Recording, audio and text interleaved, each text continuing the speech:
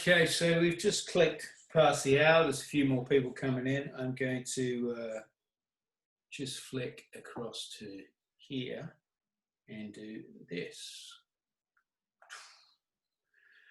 Welcome, everybody. Thanks for coming along to this fxphd webinar. What we're going to do is, there's our title page, and I'm going to just introduce you to our panelists before we go on. Hello, John.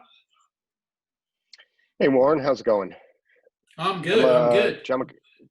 Good. For those of you who don't know, I'm one of the co-founders of fxphd, and I'm just kind of here to help wrangle some of the Q&A and stuff, and maybe get some insights. I'm going to see if I can put Warren on the spot and find out some of his plans a bit later. But I'm actually currently, my house is in Chicago, but I'm currently in Yelapa, Jalisco, Mexico. Came down earlier this year, and when things went to shit in the States, just decided to stay down here. It's a 50-minute boat ride from Puerto Vallarta, the next biggest town. There are no cars. Super easy to self-isolate, and got decent internet, about 50 megabit bandwidth. I've upgraded mine by taking some photos. Do a little barter trade is how things work down here. So I did some photos for some rentals for the guy who also runs the Wi-Fi. And it's one of the strangest places I've been traveling, because it's the only place that I've been where the upload speeds are actually faster than the download speeds, because obviously everyone here in Yelapa is watching YouTube videos and Netflix and cat videos and so forth. No one is actually creating content down here. So I have a pretty wide pipe to upload stuff. So it's actually worked out pretty well. I have access to my computer in Chicago. A couple of files I've wanted on some LTO tapes, you know, that were a little too tough to have the construction worker guy who stayed at my house load up my LTO archive and get that done. So I'm just done without. But, you know, for the most part, it's been going pretty well down here. Brilliant. And certainly feels a lot safer than being in Chicago. Yeah. Sure. All right. And Javier, tell us about you, buddy. Hi, my name is Javier. I'm from Argentina, but currently I'm based in Bali in Indonesia, and I'm working online from the last 4 years. I was helping Warren and John to develop the Spanish part of the FX PhD, especially with the color grading courses. And now here we are in Asia. We are having especially in Indonesia and in Bali, we are having a really weird feeling about all this lockdown situation with the COVID. Here we are really lucky. We have really few cases, and you know, we never went into really deep lockdown. They just shut down the beaches and some shops, restaurants, gyms, the things that they considered were more you know, dangerous. But now they announced that they're gonna open beaches and some restaurants next week.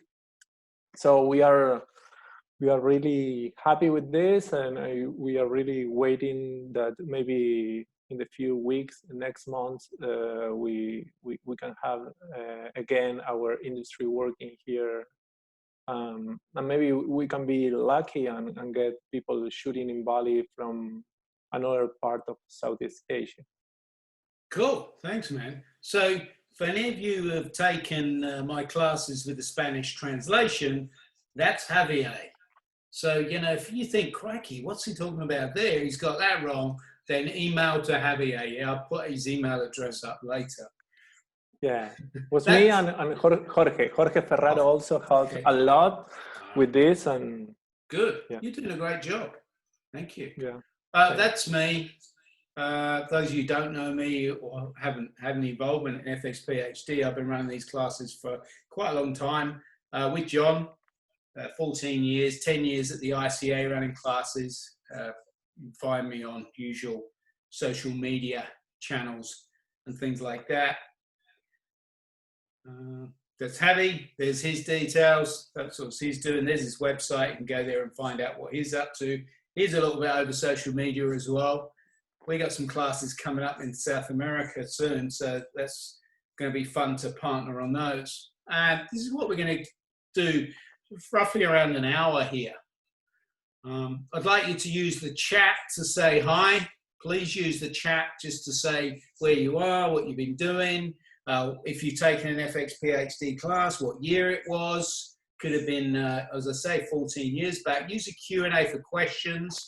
John's also got a couple of questions as well that came outside of there. So I'm in Australia, in Brisbane. Things have been pretty good here, COVID-wise.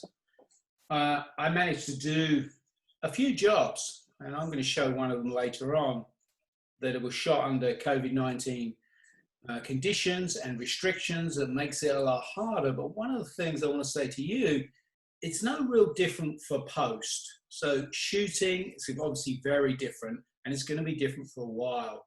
But in post, what we do is really the same. So try not get producers to be knocking you down on your rates here, because you're going to be doing the same job. And if so, they might even have a bit more money because they're saving on crews. They're not going to have the same elaborate production. So I would try and hold tight on your rates at this time.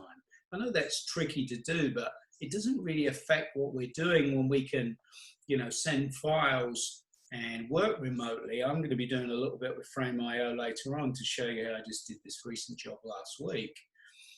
So we're pretty good here. I'm pretty lucky. I'm locked down with my family. So there's 5 of us here. I'm not on my own. I get to see them. We can go out and see other people. My heart, you know, firstly, you know, I hope everyone's doing pretty well wherever you are. Safe to all you and your family. But it can be tough if you're on your own. It's quite difficult, and we are starting to come through. This is really good. My mum is in a wheelchair and is in a care home in London, which is pretty scary, but so far she's doing pretty well. So we've all got a story to tell, but we stay positive. I think we're going to get through. So you guys got anything to add before we sort of get into this show? No, the only thing is I want to add is that, for example, my wife is working as a creative developer for different directors, and one of the things we discovered in the last month was that mainly all the pitching for new commercials that normally the director were they used to do, like a live, you know, like shooting. Was stopped, but all the animation, CGI, and this kind of things is growing so fast. So I think that the companies are shifting the budget from live action to try to do things with. I comment to you that the last thing that I grade was a kind of commercial, but they did it. They make it with the footage that they can buy online. So they are creating stories with footage that you can buy, and that's really cool, because if you want, you can buy the footage raw, 4K, HD. So there are many people trying to still building stories with footage that you can buy online, or doing CGI or doing animations. And you can see a lot of these sort of these ads that have been created during the coronavirus. Maybe people are shooting themselves. They're taking Zoom feeds, recording now. I know they send cameras to a lot of comedians here, and they were able to set them up and shoot their own things. How are you finding it in Mexico, John? As you've seen many local ads, changes to ads, or anything like that? I actually don't have a TV here. Okay. So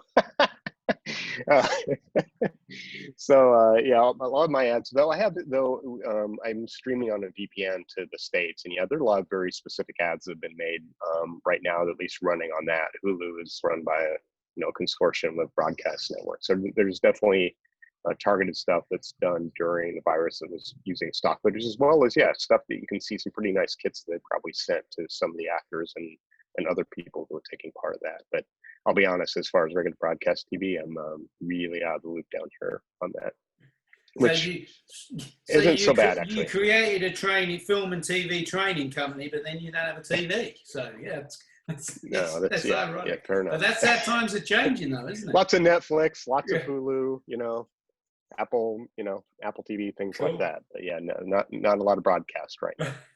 All right, I'm going to end this poll. We've had 169 people vote on this. 54% colorists, followed by editors and VFX artists. Welcome aboard. Thank you. We have some directors and producers. Currently, some people not in TV. So thank you. If you're keen to get in, that's great. Have you taken a course before? Actually, we have 45% yes and 55% no. So welcome. Thanks for coming along. We'll try and tell you a little about what we do during this. What would you like to see in the classes? More advanced classes, some HDR, some color management would be good. More real world things, a bit like the insider techniques that we did last year, if anyone saw that. Look, skin. So that's good feedback for us going forward with whatever we can do with color classes going into this year. It's all a bit up in the air at the moment, but we definitely plan to do something. And what do you guys like generally? More interaction, mentoring programs is quite high, certification exams, pretty even really for these. So that's pretty interesting. Thank you. People are liking this Zoom type workflow because it gives them a chance to attend more of these sessions. And obviously, with my training company, we're going to take that online as well. So that's really good. Thanks for doing that. So I'm going to start off, and I said I'd be doing 3 tips based on YouTube views, Vimeo views, and questions I've been getting across the board. And one of the most watched videos has been my video about adding subtitles. Here's a little node structure that I've set up from a little piece of training material that we use. So what I'm going to do, and please holler out if you don't see anything, you should be seeing a screen now. Now, subtitles, I think it's been proven that 75% of people will be watching your video on Instagram without the sound up. Now, they could be, even if they got headphones on, they may not have sound, but I do the same. So subtitles are important. You can go and create them yourself, and that's pretty easy. So you have a effects library in your Resolve, and you have a titles tab. Down the bottom of this tab here, you have a subtitle, which you just drag. And you drag it onto its own layer, and then you can drag the length of how long this subtitle wants to be. And then you've got up here, you have an inspector where you can type up what you want this caption to be. If I just move that out of the way there. So I can go subtitle in there and call this, what's this, a BMW? Something like that. Now, these subtitles can be changed. I can just instantly say, well, I like that for the start. I can hold down the option key and just drag that to create just another one. And it will carry on all the same font that I chose, my drop shadows and everything. Really useful for small little, like Instagram pieces. They're a minute long. It doesn't take too long to subtitle that, does it? But what about if you've got a longer show? And most shows now require subtitles. So you want to be importing something called an SRT file. So I'm just going to delete these guys here. Like that. Excuse me. I need more beer, I think. Now, an SRT file is created by somebody who sits down and transcode. This is a bit like what Javier does for my training. So they have to listen to the person, what they say, write it down in either English or the language if they're translating it. I've created an empty bin here, and I don't have an SRT file. Now, it's not media, so you won't go finding it in here. This is a media browser.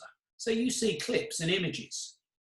you have to import the subtitle file, the SRT, by right-clicking on this area here and import subtitle. And it's called there, C19 subtitle. And it will come in and you won't see any media attached because it's just text. Edit. And I will drag my playhead to the beginning. And then all I've got to do is drag this guy down and place it there. Now, people have said to me, well, how can I get it in sync? Because there's no subtitles at the front of the film. And normally there's not, because that's titles. So the person who made this just put a dummy subtitle right on the first frame of video. This is a dummy, remove. So if I drag that right to the beginning, everything else will be in sync. So what I can do is then delete that. The first bit will not have a subtitle. Let's just do this for you. Let's go, give you slightly a little more real estate. And then just play this guy down. So we don't get subtitles, then we do. So if I play it from there, you can see these subtitles. Now I didn't make those. Somebody else sat down and made those, put them into what's called an SRT, and I've just dragged it into here. So it's pretty nice. I use it for and it's quite simple to use.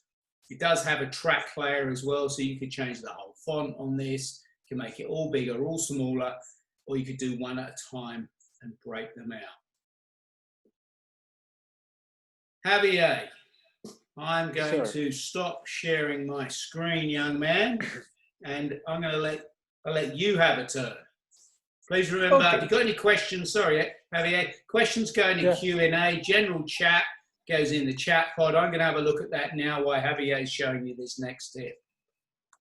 Yeah, there's a interesting question from Spencer in there. All right, well, let's have a go at that after Javier's done this one. Can you see my screen? We can. Yeah, perfect. What I want to show you, I think the idea is to show things that are exciting. I think this is one of the open effects I use most when I'm grading, and I think it's really useful and can be really creative. The name is Light Rays. It's an open effect that we can find here, open effects, light result open effects. It's quite simple in a way how to use it. You can choose the source material. You have a threshold here, so you can choose which highlight do you want to use, or do you want to select. After that, you have another pass, so you can see the right, and you can modify the light by angle or location. I normally use angles, and you can move it around, you know, and you have the length, the softness, brightness, and you can add color to this ray. So in the way I use it, obviously here you can go again to the final image, and you can see that you can add these extra rays that you didn't have it during the original shot. This is the original shot. This is the raw materials, and this is what I have after using this ray. In the way I use it in this movie, especially, was because there is a lot of like lights playing because it's a show. He is a singer, so we add these rays here for the warm light that we have in the background, and also what we add is another here. I put a shape, a power window. So because I know we want to crop CinemaScope, I use this window with a white background, so I can fake another light and I can animate the slide during the shot, and I can do whatever I want, because I'm still having image here, but in the final export, I know that we don't know gonna export the thing. So the original shot is this, and with all the light rates, you have this effect that I think is quite cool and pretty different than the original one. You can add a color to the ray. You can use it in different ways. For example, this is another example. This is the original shot, and this is the shot that I grade. And in the way we use this is try to help this idea of outside is snowing, and this guy is inside working and making a wig. So we have this effect. The window is spilling this like a foggy effect into the interior from the exterior. You know. Javier, yeah. I'll ask you a question now.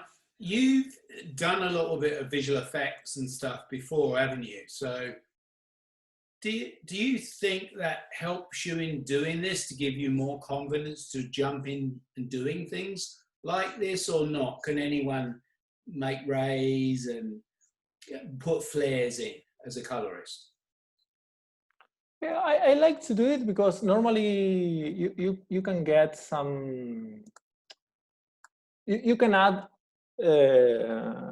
part of the narrative, and you can focus a lot of more the attention of the people who is watching the show into the part that you really want to highlight in the image, you know. And this is what for me is and the cool thing for me is that you are using something that is inside the image. You are not really adding another thing.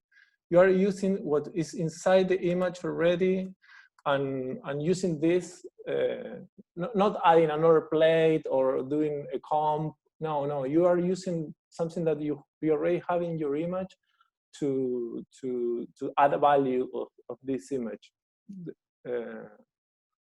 And the interaction you have with the light rate is important for me, because, for example, in this shot, if you can see, you have a light ray here, and when the people cross the window, the effect change. Yeah, I've got that. Yeah, that's cool. So, make it a bigger screen. Yes, so for me this is important, because sometimes you try to you can do the same with shapes and windows, but you're never gonna have this interaction, because with the light rate you're using the image to create this effect. Yeah. And for me, give me a lot of like this like a, I don't know, I feel it's more like a real life, you know. People is crossing the window, the effect stop for a second, and when they discover again the window, the effect come back. So I think it's safer for me use it in this way than go try to comp a kind of flare.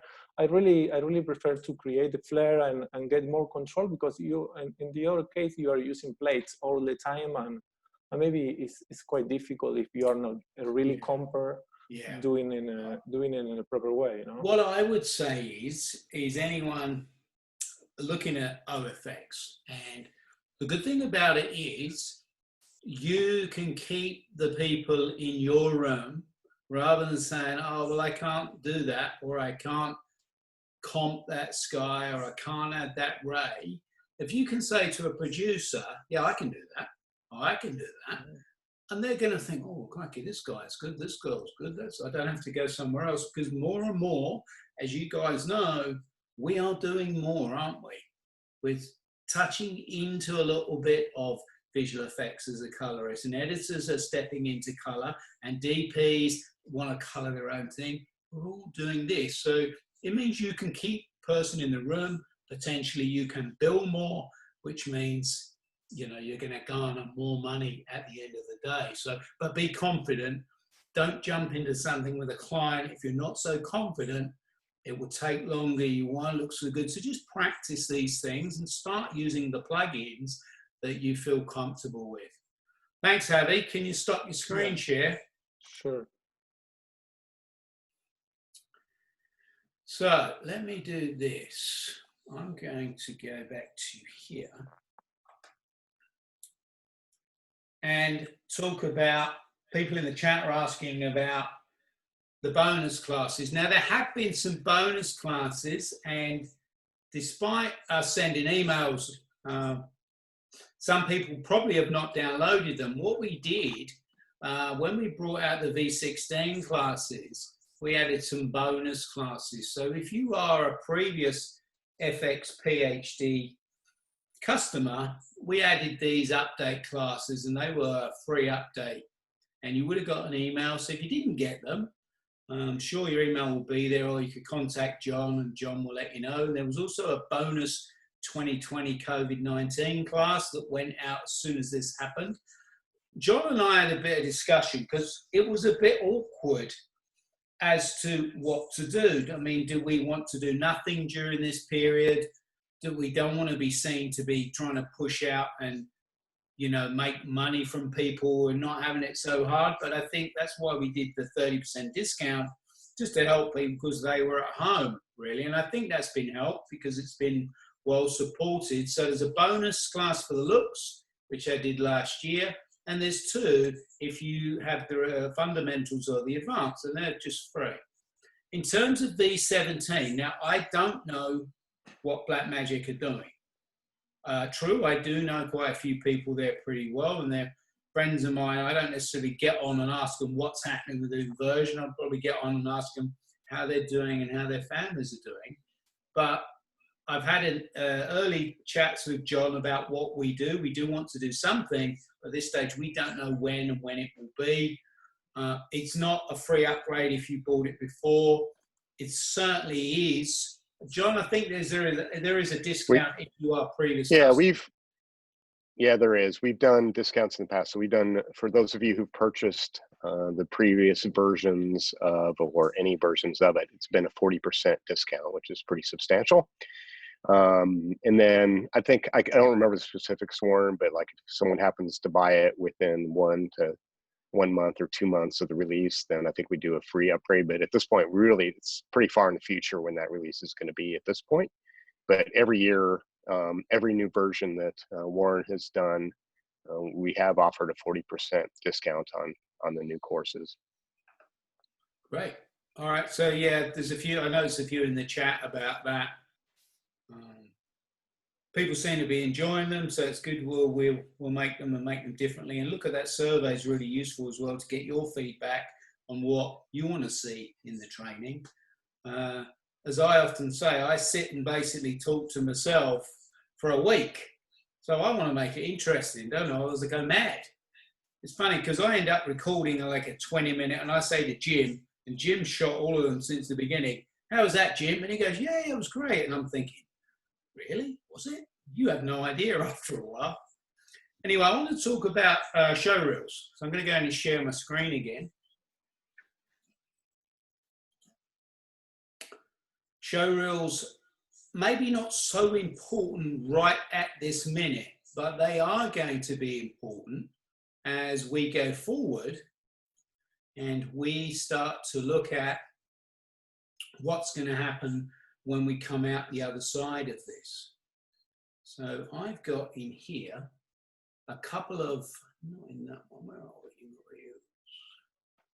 Yeah, I've got a timeline that I've built from some features that I created a while ago, but I never got the master for it. Now, all I could get from the DP was like a Vimeo version. Now, I would always say, if all you can get is just like a lower quality of ProRes LT, it's always better to have something on your reel, because remember, most people are only going to be watching it in that quality anyway.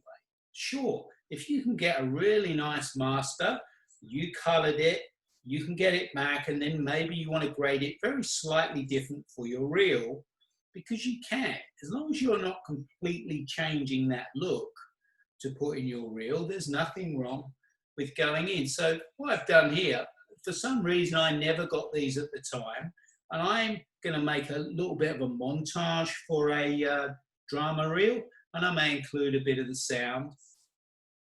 So one thing that I've done, if I just do this again like this, I've selected a few shots to grade, but I put markers. You can see these markers here, and you can jump to those very easily by holding Shift up arrow, like that. And this is a timeline of a couple of hundred clips by Shift and up arrow.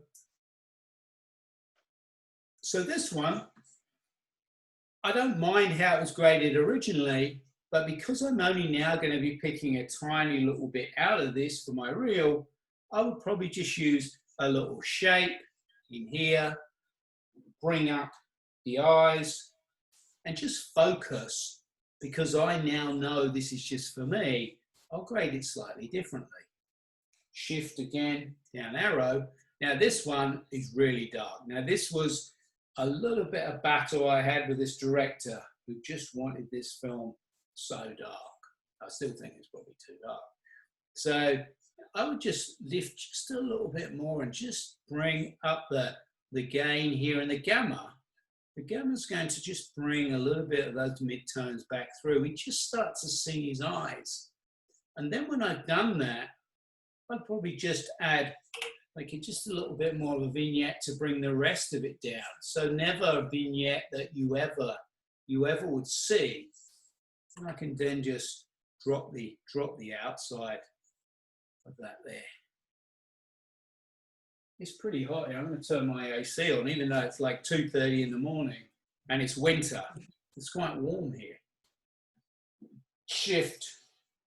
Now this one, really high con, highly stylized, saturated scene.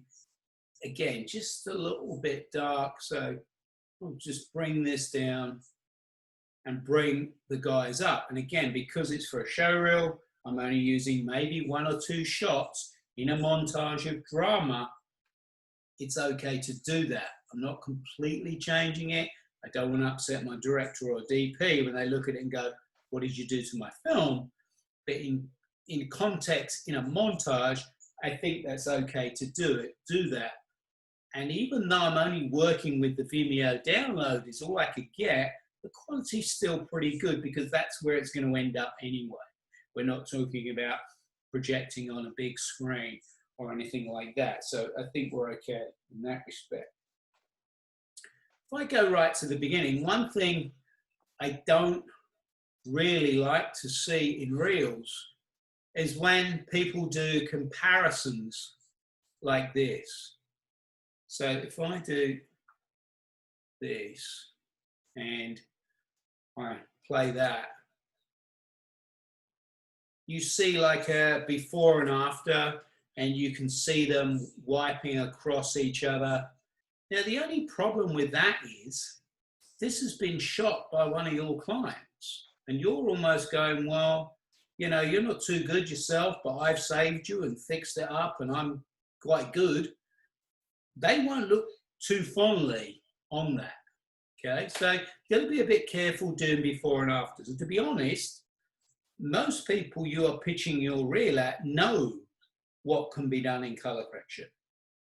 It's not like this is from my What is a Colorist reel when you're really appealing to people who don't maybe understand the industry or clients. This is aimed at clients. So the guy who runs the big DIY store, spend his money on a commercial, doesn't know what coloring is. So he might look at this reel and understand a bit more why a production company are charging for coloring. But in a general reel, the other thing I don't like to see is when people compare log image with what they've done. No DP ever sets out to shoot a log image. It's just the way the sensor captures what the DP has lit. So what he or she has done. So never do that. Put a LUT or like a Rec 700 and then show your grade. Yeah. So there are a couple of things with the reels, but reels are important because we are going to come out the other side, and you want to be ready for when that happens. Mr. Javier, are you still awake? Okay, I'm going to share my screen. Can you see my screen? We sure can, definitely. You're up. Yeah, cool. Yep. Okay, one of the things I would like to share with you is this false color. I'm basically cinematographer. I become colorist because I have the opportunity to find really good mentors in Argentina, where I'm from, like Eduardo Sierra, Eddie Walker. So they introduced me to all this grading world. But one of the things I really miss all the time is, because I am still shooting as a cinematographer, is why the tools are changing all the time for me. You know, I don't really like the scopes in a way. It's not something that is natural for me. Because when I'm shooting, I'm using false color, and when I'm grading, I have to use another kind of tool. I use them. I think they are really, really good when you can use it. But I think one of the things I like is at least have the possibility to have the same tool when I'm shooting and when I'm grading. So because we can do it in Resolve natively, you can add a plugin to do this called Face Color. It's free. You can use like the free version. The paid version has extra options, as you can match the false colors to the color scale that you have in your camera. Maybe if you shot in red, you have some kind of colors, and if you shot in Alexa, you have a different kind of colors. But basically, what this tool does is create a false color in your image that you can watch in the same way that you check your image and check your level when you were shooting. So I found this tool really useful for two things. One is when you have to match shots. You know, normally for me it's easy to put this like a false color inside the timeline, no, in each clip. So you can use it all the time in different clips, or if you're jumping between clips, the false color is all the time on, and if you want to turn it off, you turn it off, you know. But one of the things I use a lot, this is, for example, this is one shot that, this is the clip, sorry. This is the shot that is graded, and this is the other shot is graded. But when they shoot it, this is the original shot, and this is the other shot. So you can see that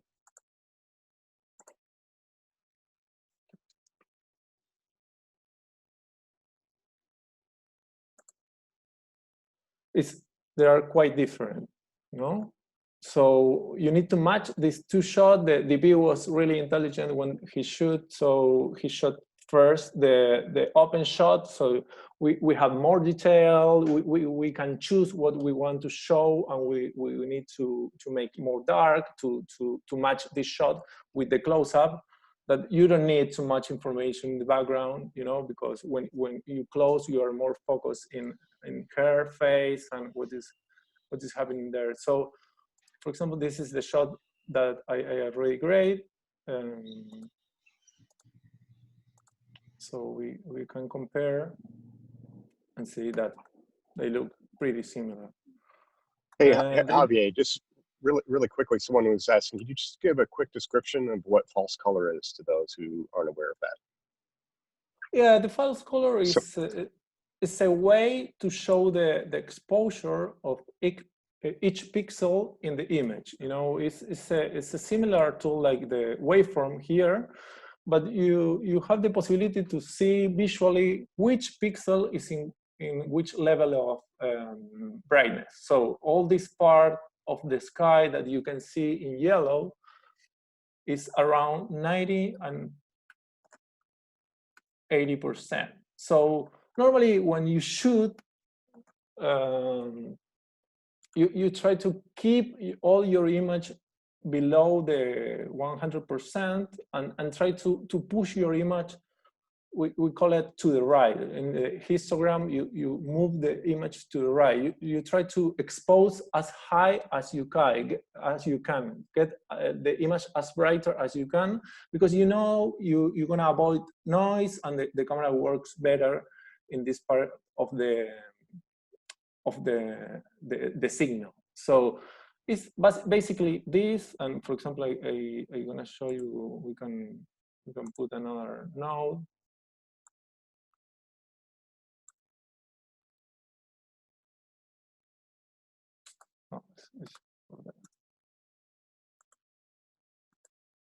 When you do a correction, you can see that the false color is changing. So we can use this to match a shot. For example, these two shots.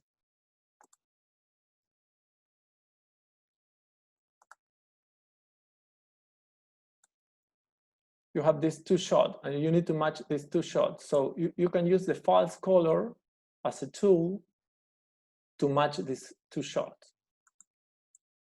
You know, the background or the floor is too high, so you can make a first grade to match the floor and the background and the bushes.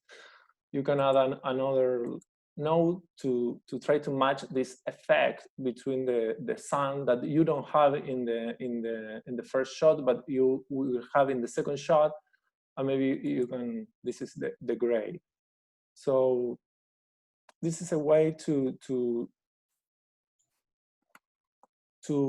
get more information about your image and help you a lot to match easier, a lot easier than for me at least, try to use the waveform that is in a way more complex.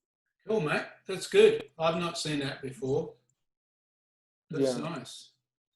Yeah, and another thing that for me is cool to use the false color is also when you try to understand grades or looks that you don't really know how they did it. So you can use the false color to learn about, this is for example the reverend. And you can understand where are all the pixels, you know, where are the pixels. This is a really low key. The highest point that we have in this image is this blue level in the sky.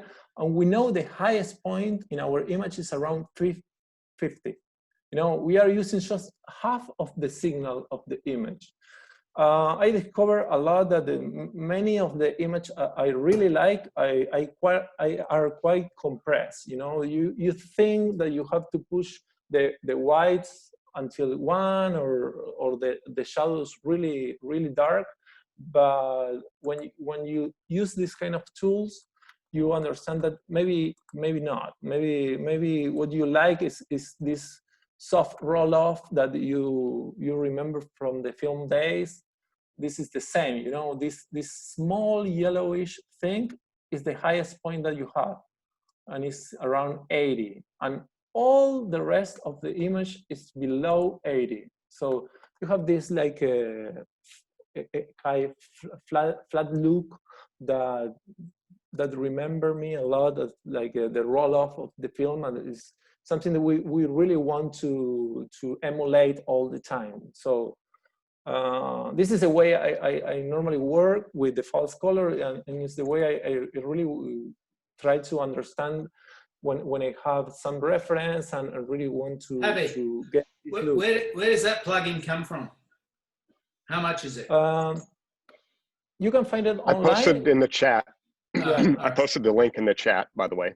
Great, thanks. Yeah, it's for free. And normally what I do is I work with the false color to understand the levels. and as I said, I discovered many times that the images are quite compressed, and I love this kind of images. And the other thing that I do is I normally create like with this simple qualifier, 3 different qualifiers to understand how the colors are sprayed inside the image. Where are the shadows, the midtones, and the highlights? You know, sometimes when you see the whole image, I don't know, you tint the shadows maybe, or you believe that you know, it's really greenish or really cyan. But when you play with this, sometimes you discover that normally I try to put bars so you can see, you know, the black and the shadows inside the image are the same that the black in the bar. So you don't have any tint in the shadows. And you can see the middle range is around green, and the high range is cyan, bluish. So you can grab this and use it as a tool all the time. You can put it in your gallery. I think it's a good tool to use and to try to. I mean, I try to learn yourself. You know, if you like this movie, you try to copy and you try to understand why this look is in this way, or they created it in this way. Good, man. Really useful. Thank you. Let me just do this and come back. Great. I get your question. How are you? About reels. Yeah, I normally wouldn't. The question was, I'm not a big fan of montages for show reels, and neither am I. But occasionally you want to put together like a 1-minute piece on Instagram or something, just to remind people that you're still alive and you have worked on a few shows. But generally what you'd have sitting on your website would be longer pieces that shows you can actually cut shots together. And that's what a client wants to see. And maybe that's a scene from a movie, a doco, a TV show, or it's the whole commercial. It's not just a mishmash of shots. Though there is a place for that, like I said, in social media. If you've worked on a McDonald's ad or something that's quite high profile, you might want to stick that in because it's big branding. And people will go, oh, you worked on a McDonald's ad, you must be good. Not really, but it's a big icon, isn't it? So that's how I would answer that. So where are we in our rundown of things? We've done show reels. We're going to do my frame IO. So let me just go here and go back here. And I can leave those subtitles up, why not? So I use Frame.io a fair bit for sharing things with clients. I've also got a very, very simple little fixed node tree here that I would start on for something like this. And this is a very simple one. Obviously, you can make these a lot more complicated if you want to. And this does run through the whole of the timeline like this. And the advantage of this is that it makes it a lot easier for me to jump to a particular shot and then just change that node, because I know that maybe the shape around the car is going to be in shape too. That was a question from Adrian that was talking about fixed node trees and when do you use them. I would just start by a very small one and then put that through the whole timeline. And you can use these with shared nodes as well if you want. So you can maybe have your look as a shared node, which means you can change that up individually as you move it in and out of being a shared node. So how does it Frame.io work? So if I needed to send this up to Frame.io. Hey Warren, can you switch to the UI? Yeah, cool. I like drunk and disorderly, man. Yeah, man. Yeah, you should have. COVID. You should have said that 5 minutes ago, John. That would have been a much more exciting webinar. That's your job. Sorry, folks. That last bit was boring anyway. We'll cut that out of the final show. So, Frame.io. I have a sequence here. So I'd go to deliver, and in here, you have a nice little icon here where you can do that, and it will make a little H.264 or something that's going to be really easy or pretty quick to go up. Now this is saying it's going to make a ProRes, so what I'm going to do is not go ProRes. I'm just going to make an H.264 there, and I'm going to go to browse. Now this happens to me a lot. Now I don't know if this is me. Okay, I go there and it cannot see my folder. So if anyone knows why this is, please put this in the chat, because all I would tend to do is to go, well, okay, it's not found my Frame.io drive, so I'll just save my project, and then I will just restart Resolve like that.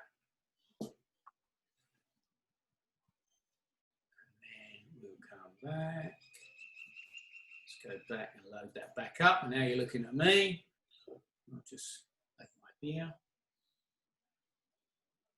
I used this on not a show last week, it was just a commercial.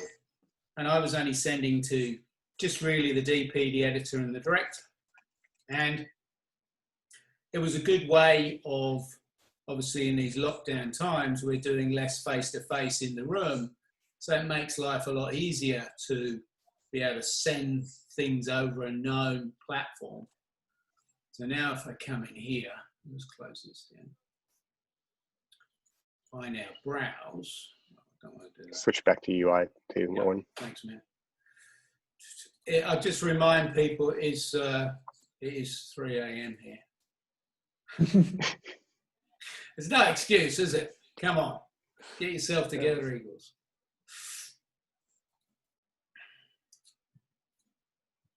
Frame.io. Along the top here, there's an icon. I can then now go in and I can go to International Colorist Academy, and I have a number of selected folders that I can go into. One of them says fxphd webinar, and I'm just going to call this with BMW2, like that. And I'm going to do that. And then what I'm going to do is to render it. So what's going to happen, it's going to render this sequence, and then it's going to start to upload it. Now I'm actually uploading obviously to Zoom, and I'm now uploading to Frame.io, but because it is 3 a.m. and everyone's asleep in this part of the world, the internet should be reasonably fast. So you can see it going up here. There is a display that's telling me what's happening. So I would then be putting into my folder, and this is now going up to people that are collaborating on this project. So this could be my director. So I'm going to hand back to Javier while this is doing this, and he's going to show you one more thing, and then we'll come back and see how this is cooking. Javi? Okay.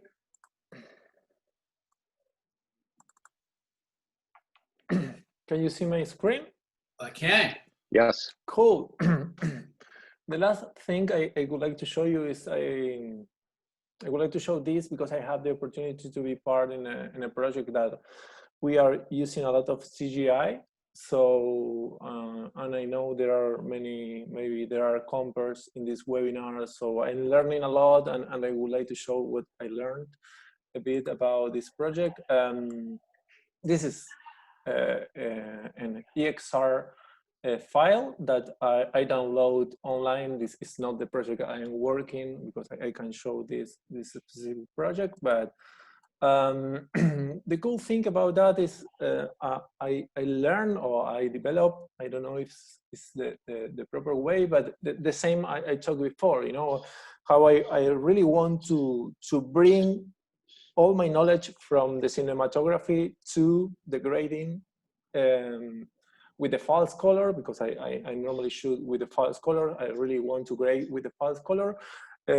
With the CGI, I'm trying to do the same in the way that using the mattes that the people from the CGI are giving me to recreate the way I think the light shooting. So basically, as DOP, we have this basic setup all the time, and we talk with our gaffer all the time in these terms, like a backlight, fill light, and key light. So for me, it's the most natural way to work and think around the light. So I have the opportunity to get this CGI head.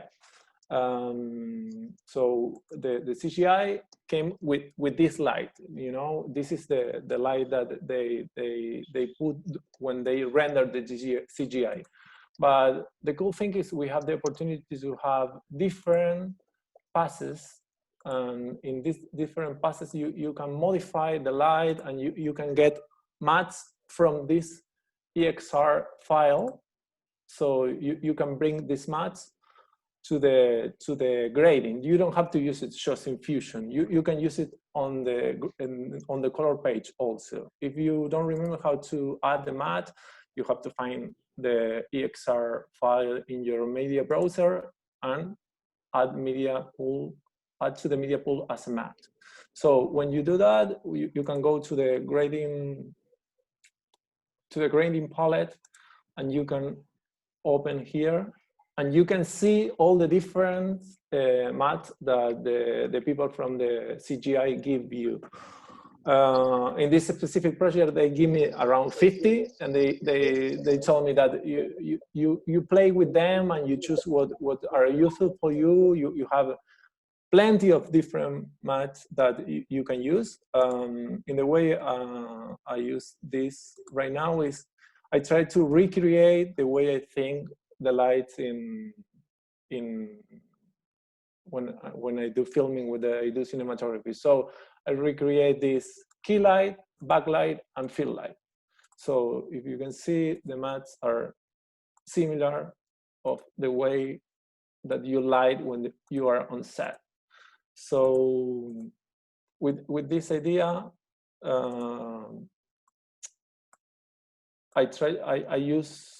I found different backgrounds, and I relight the same CGI, the same EXR file with different backgrounds, and try to emulate in the head the light that I found in the background. And all these backgrounds I found online, many of them are part of video games or like a stock footage, whatever.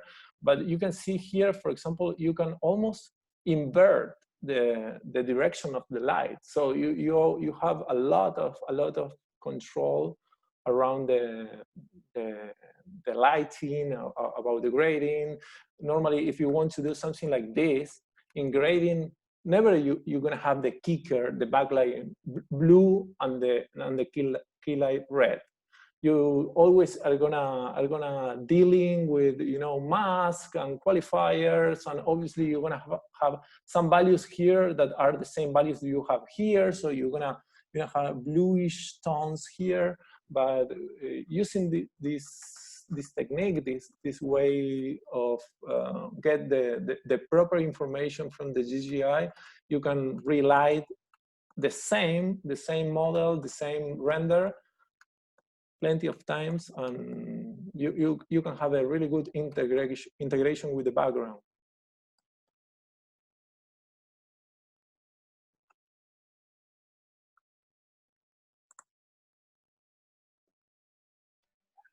I like that. Yeah. Do you like that, John? Mm-hmm. Yeah. Good use. Yeah. It's cool. I have the opportunity to work with the VFX supervisor, so I'm learning a lot, and I really like this idea. How the same that Warren was saying before. these boundaries now, they are changing a lot, and you can jump between comp to grading. They have to know about grading. We need to know about comp, and Fusion and color page are next to each other. So I think this is a cool way to interact with the rest of the team, and maybe, you know, they can give me like a 50 different passes. And sometimes they give you, because for them it's almost free, but you need to understand what do you need.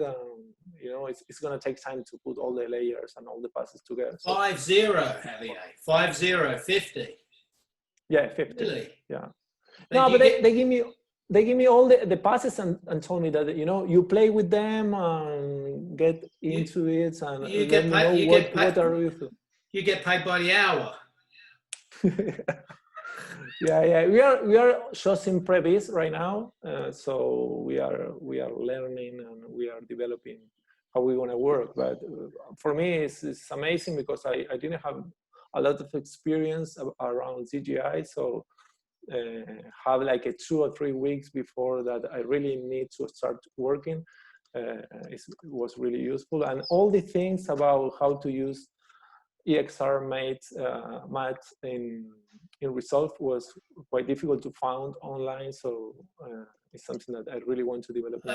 I would say that you could say the same, similar with color management and DaVinci Resolve color managed or ACES. At some stage you can probably play with old projects, but at some stage you probably just want to jump in and grade a job in that way, and it will feel slightly different, but you learn so much when you do things. And I know sometimes it's difficult because you're getting paid and you don't have a lot of time, and you know, if it ain't broke, why do you need to fix it?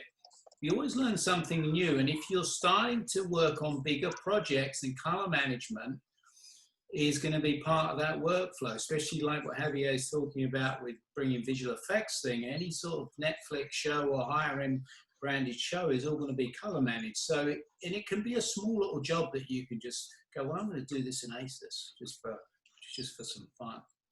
So I'm going to go back and check out my frame.io. So if I do this and I go to here, that one, this is now my laptop showing the frame.io GUI. And you can see Yuki is one of our ICA buddies, is in Singapore. So he's just up the road from me, and he's put a few comments here in frame.io. So I'm going to go back to me. When I share my screen,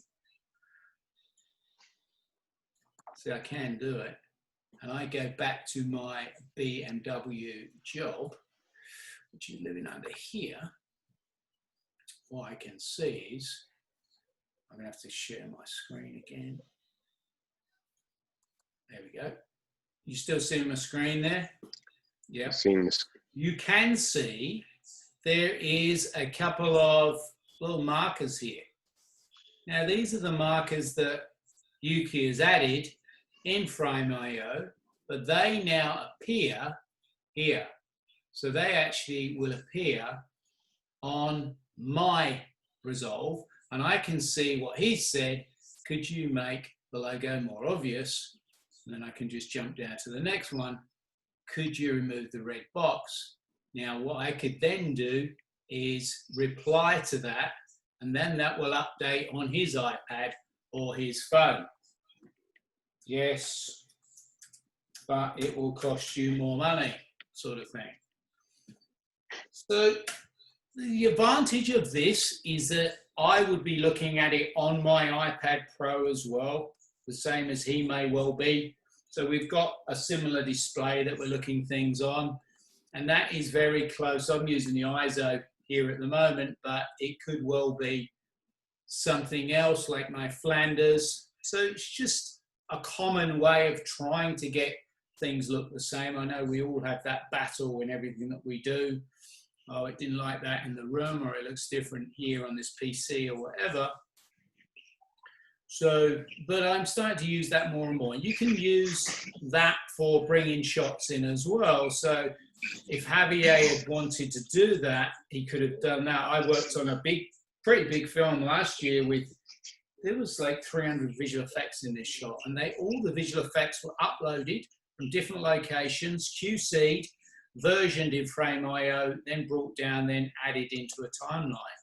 And so you can do it both ways. It's not just approval. You can bring full res down, and then when you get the full res downloaded, you can then add that to your timeline. So I think it works really well for that sort of thing.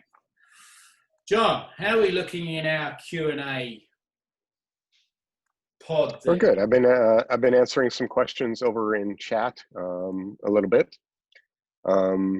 as well as the Q&A that we have. A couple of people asked about some of the stuff that we have and offer about Fusion. Yeah. I was just going to point out that we do have a Fusion Resolve introductory course that's part of the fxphd membership that's separate from the Resolve training. You can get access to. That's $69 or $99 Yeah, I was going to ask you that. How have you found it with your memberships going through this time? Have you seen a bit of change? Any trends or anything? Yeah, actually, we've had a really well, it's twofold really. There's been a good uptick in individual users who really seem to be taking this time to learn, which is good. We also had a similar price reduction to try and help people out. For people who are members, we actually gave them an extra couple weeks for free, just to help them kind of over the hump and be able to spend their time to learn. So I think people are really doing a nice job of, making the most of this kind of shitty situation that we're in, right? But a lot of people trying to do things better. And the other thing from our standpoint that we've done is, because there are so many artists out of work and friends who've done courses for us in the past, is we've actually almost tripled our budget in production of the courses that we're doing. So frankly, we're taking a bit of chance doing that, but it kind of seemed to be the right thing to do to help out some of those artists who are out of work, help them kind of over that gap, that they can create some courses while they're at home. So that's been pretty cool. And we'll have stuff rolling out in the rest of the year, and of course later in the year, hopefully your new courses as well. Yeah, I just would point out that John and Mike, it really was the first online training anywhere in the world, wasn't it? So it's pretty groundbreaking back in 2005 or 6 or when you started fxphd. So lots changed. Yeah, and it has. And a lot of people have also, when you brought up a little bit about ACEs and color management, we are actually working. It's really too early to talk about it, but Warren and I have been in contact with some folks to help us create some more training having to deal with color science and so forth within Resolve. And we really hope to have something by the end of the year. At least that's our plan. Cool. It's a little bit of a leak there, right? Wow. Same with your 8 courses that you're doing by the end of the year. Couple of questions. Felipe, where are you from, man? Maybe you can type. Anyway, what would you do with a supervised session? Do you talk while you're doing things? And what do you say? Or do you just do it and say it's done? Would you like to have a look? I tend to talk a lot, if you hadn't already gathered, because you can never, some people know exactly what you can do, but some clients don't know maybe what can be done and what you're doing. So I'll normally show them and say, I'm going to do this. I'm maybe going to cut that grad through the bottom of the picture. I'm maybe going to change that sky up there. And sometimes I talk, sometimes I don't, but always try and get them to the front of the monitor and say, do you like this or not? Because otherwise they will maybe drift away and they'll be looking on their laptop, and then you go to the next shot and they haven't really approved the one before. And you sort of just keep working thinking, do they like it or not? So at some point you just pull them to the front of the room, or if you've got your client monitor, you put them in front of that and you say, what do you think?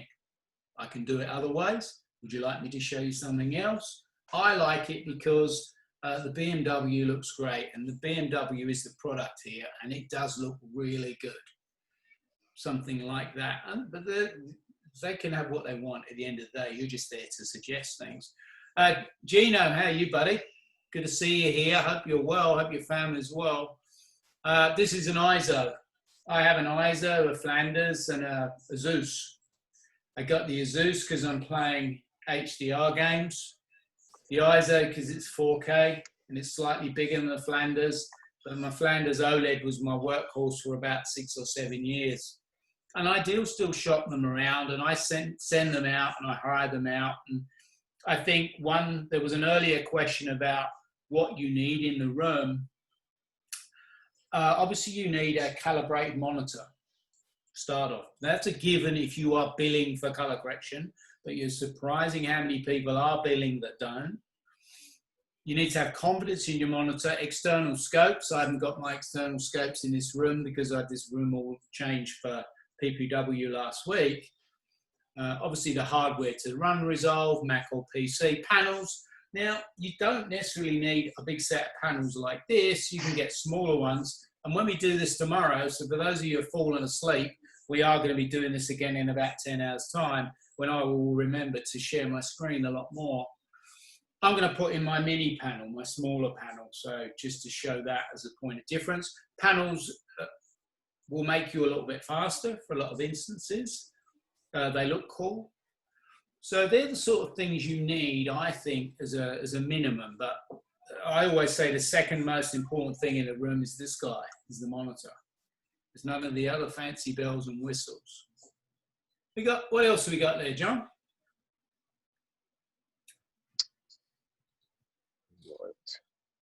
Javier?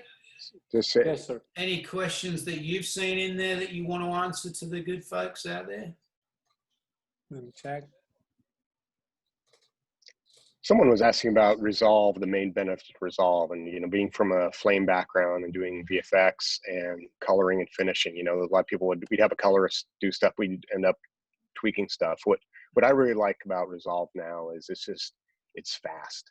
You don't have the spinning beach balls that you have, and I know people may use Premiere Pro or something like that.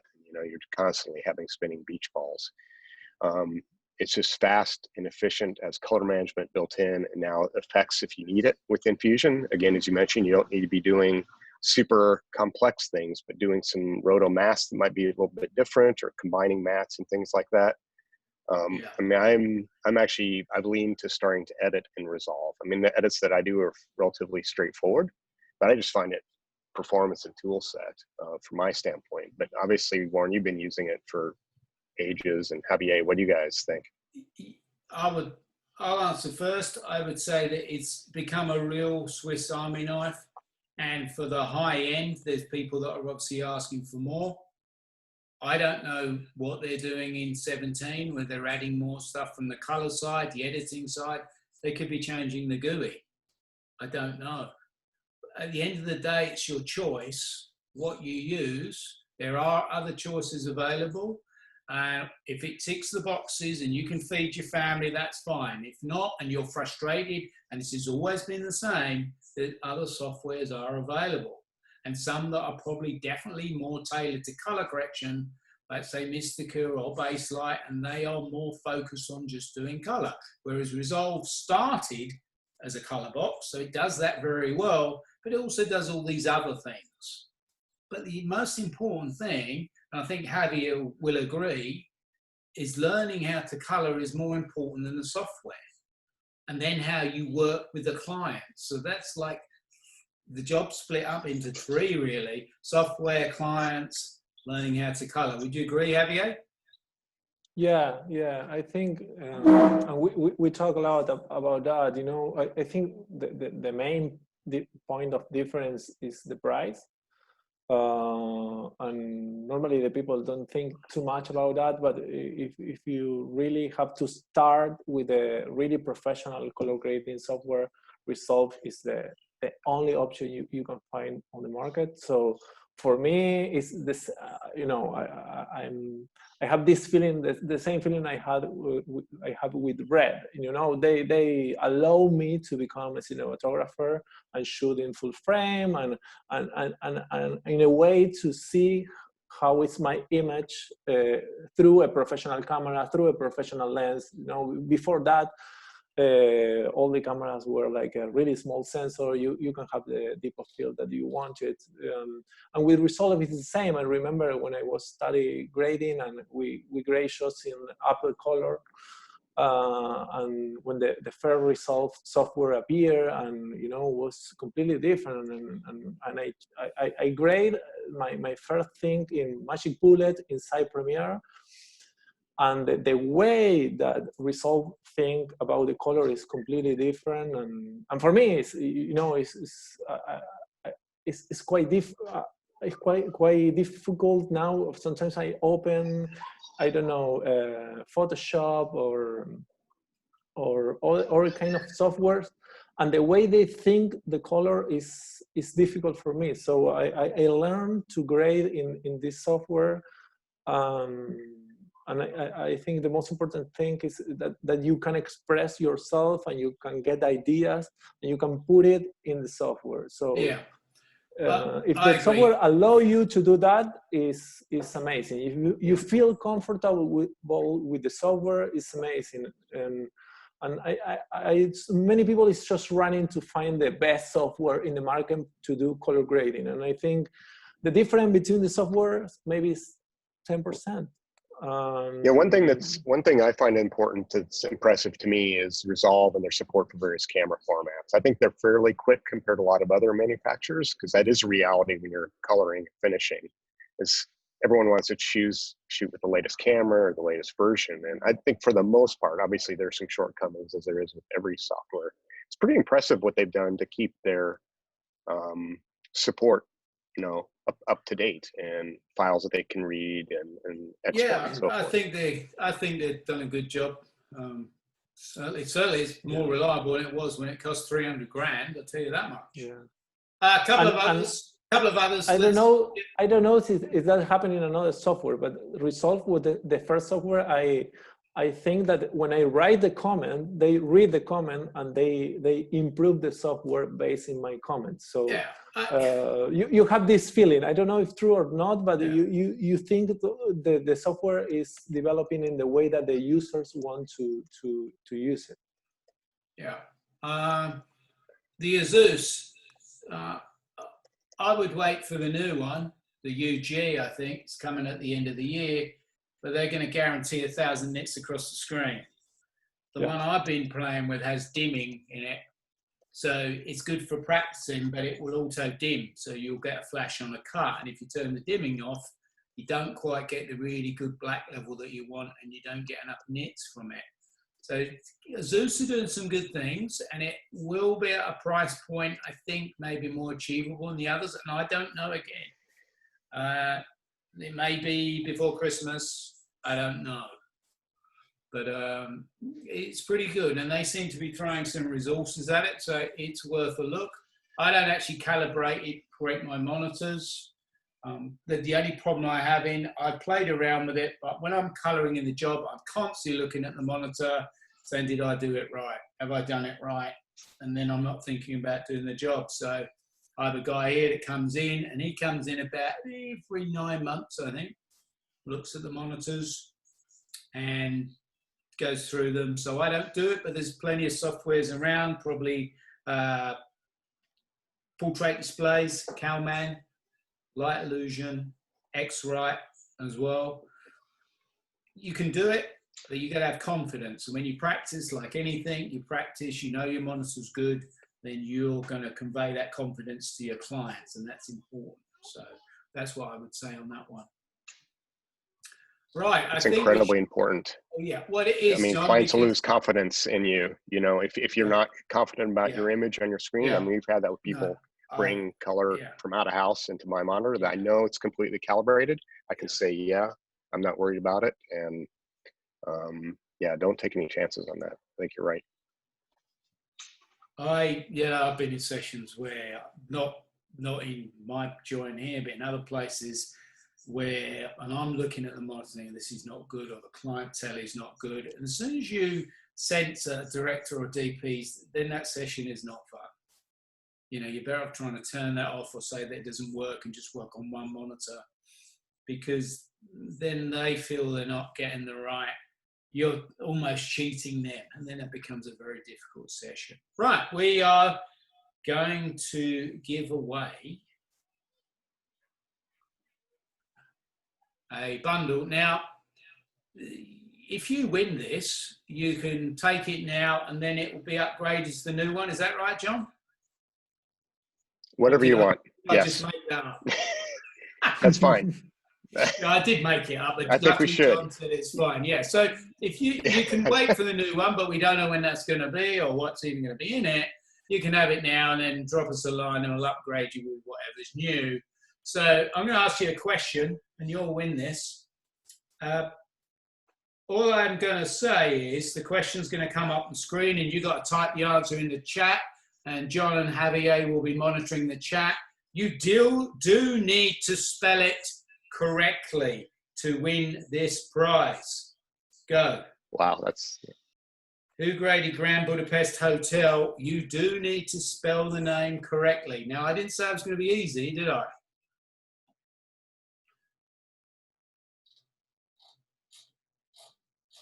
Have we got any coming in? Gray got it. I don't think Gray got it. Oh, I knew it. We're in New York. I think Gray got it. Did he spell it correctly, right. though? I believe so, yeah. Did he? Really? Ah, good. I like Gray. Yeah, you know, Well done, Stefan Gray. doesn't grade everything. Yeah. Yeah, you can probably, you know, I don't think you need my classes. You Oh, can no, probably- wait. Oh, Yeah. Actually, there was one before Gray. wow. I missed that. Oh, yeah. Let's see it. Spelled correctly. See it. No, different spelling. Now you're going to have to Google. No. spelling. Oh, yeah, you're right. Sorry. Yeah, missed an L. Oh, okay. Warren, a stickler for the details. Yeah. No, I mean, I would have trouble spelling it. Yeah, I had Me too. trouble spelling Grand, let alone Budapest. So who won? Who won, John? I believe that would be Gray Marshall. Well done, Gray. Good I believe work, I have buddy. your contact information. Yes. Yeah. Yeah. Pass. All right. Well done. Thanks very Good much. So pass. I want to say thanks for everyone for joining. Thanks for John for obviously helping to get this on. Thanks for Javier from Bali. And it'll be sunny when we do it tomorrow. So you'll be out on the deck. You'll be able to see the beach behind you. Yeah, we can change the background tomorrow. You change the background. I'll do it. And mine will be dark as night behind me. I'm full of bugs. Opposite. Yeah. All right. Thanks for joining. Mosquitoes. Okay. You Cheers. can, Thanks for joining, everyone. catch us online and we'll see you in a few hours. If not, we'll see you next time. Thanks a lot, fellas. Bye. Ladies. Cheers. Thank you. Bye. See ya.